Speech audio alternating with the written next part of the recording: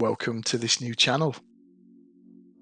My name's Alec and you're looking at my first iteration of a Wulfwagen Adventure van.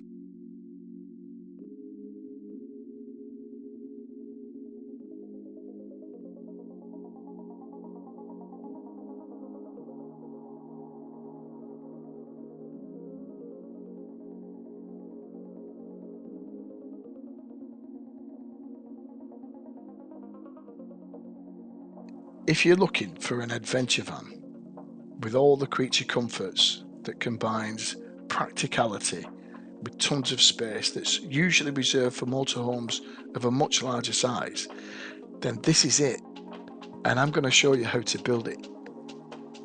So join me on this journey as I build the Wulfwagen Mark II. I'll explain my design choices in detail. I'll describe what I've learned during the last few years on the road that make this van work so well. I'll also disclose the equipment I've used and which products let me down, sometimes at the worst possible time. There are some surprising brand names that weren't worth the money, so stay tuned.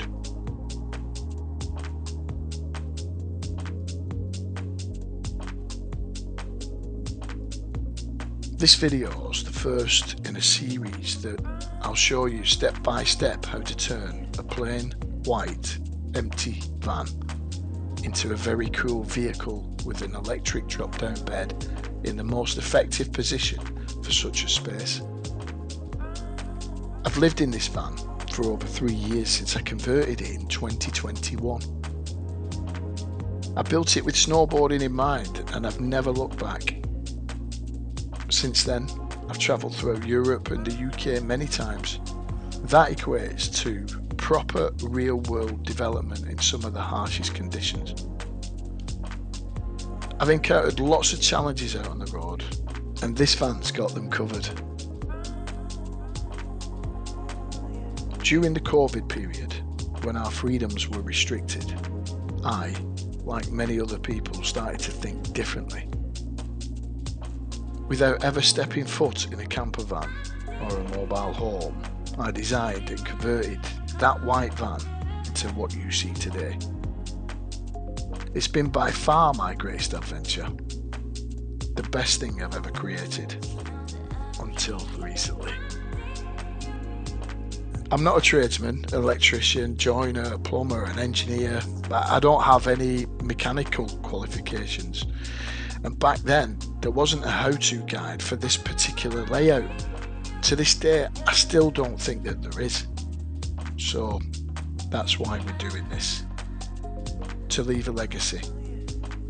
To help other people build their own path to freedom. And if I can do it, then so can you.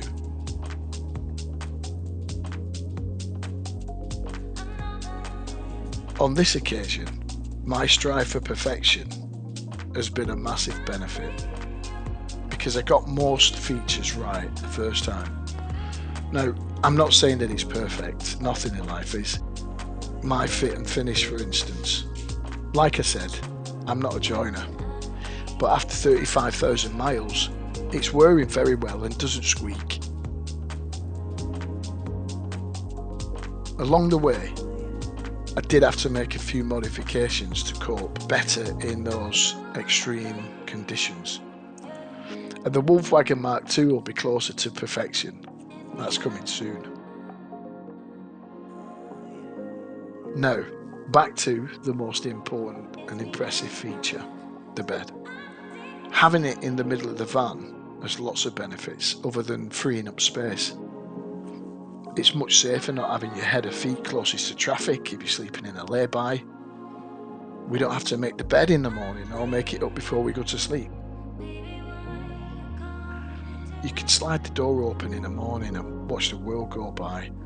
We've even cooked from it, although I wouldn't recommend that for health and safety reasons. Most of all, it looks really, really cool as you lower it and raise it. To me, it was the only option that would allow a decent sized kitchen, bathroom and shower.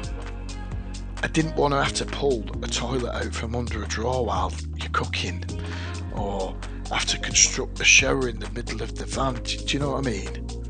No compromises. The design also gave enough room to have a full-size sink. We've got 2 sinks actually, a 3-burner cooker, a fridge freezer, lots of storage space, and a proper dance floor. The beds are full-size double with enough room underneath for someone around 6 feet to stand without bending over. There's much more headroom beyond this in the kitchen and bathroom areas though.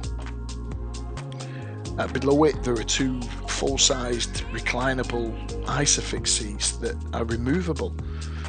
They bolted securely to steel plating underneath the chassis to carry friends, but mainly the children.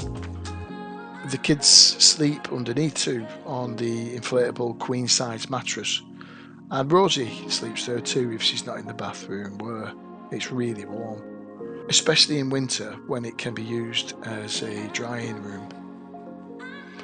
Otherwise it's a good sized cargo area where we carry bikes, equipment, I've done tip runs, help move house, anything really, but mostly it's a dance floor.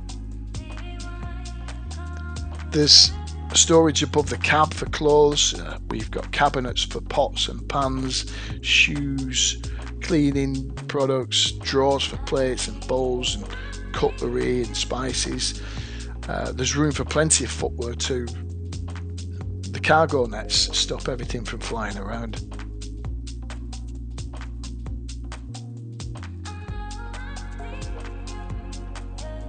Designing, creating, building your own adventure van is challenging, but it's been worth it. It's one of my best triumphs in life so far.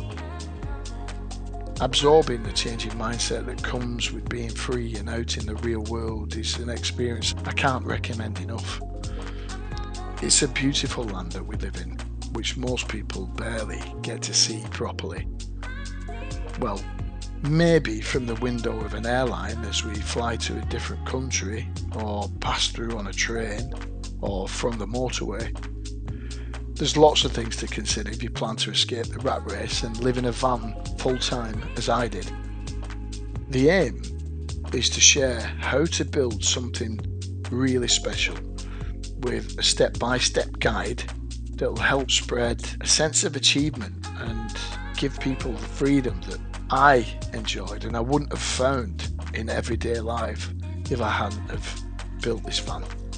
That's a legacy worth leaving. So look out for the next video by clicking like and subscribe. Until then, stay blessed.